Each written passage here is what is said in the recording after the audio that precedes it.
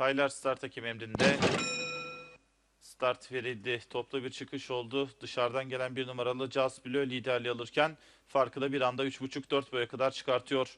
4 numaralı Kijgit ikincilikte, onun 4-5 boy kadar gerisinde iç kulvarda 3 numaralı Kalimnos, 2 boy gerisinde orta kulvarda 2 numaralı Distant Rising, onun 2 boy kadar gerisinde bariyer dibinde 6 numaralı Pardon Kız, 4 boy geride 5 numaralı Man at Work sırasıyla 1600 metre start yeri geçildi. 1 numaralı Just Bleu önde, farkı 3 boy kadar. 4 numaralı Kijgit yine ikincilikte, onun 4-5 boy gerisinde orta kulvarda 3 numaralı Kalimnos, yarım boy kadar geride iç kulvarda 2 numaralı Distant Rising, 2,5 boy geride 6 numaralı Pardon Kız, onun da 2 boy kadar gerisinde 5 numaralı Man at Work sırasıyla 1200 metre start yerine doğru yaklaşılıyor.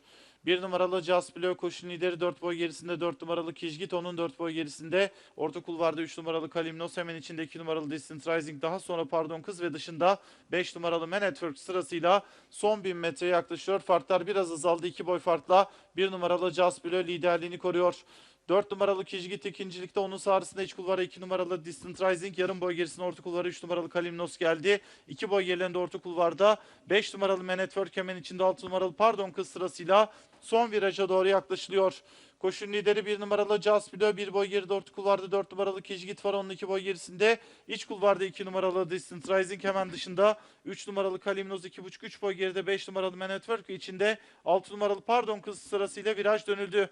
1,5 boy kadar 1 numaralı Just Bleu önde, orta kulvardan gelen 4 numaralı Kijgit farkı biraz azalttı. Şimdi liderliği almaya çalışıyor. Onun dışından 2 numaralı Distant Rising'in çabaları var. Son 400 metreye girildikten sonra iç kulvarda 1 numaralı Just Bleu, dışında 4 numaralı Kijgit mücadelesine dışarıda 2 numaralı Distant Rising katıldı. 3 safkan arasında liderlik mücadelesi var. Orta kulvarda 4 numaralı Kijgit, dışarıda 2 numaralı Distant Rising, içeride 1 numaralı Just Bleu mücadelesi devam ediyor. Son 100 metreye doğru asfaltta Kijgit önde, dışarıdan 2 numaralı Distant Rising geliyor. Son 100 metreye girildikten sonra 2 numaralı Distant Rising liderliği alıyor ve koşuyu da kazanıyor.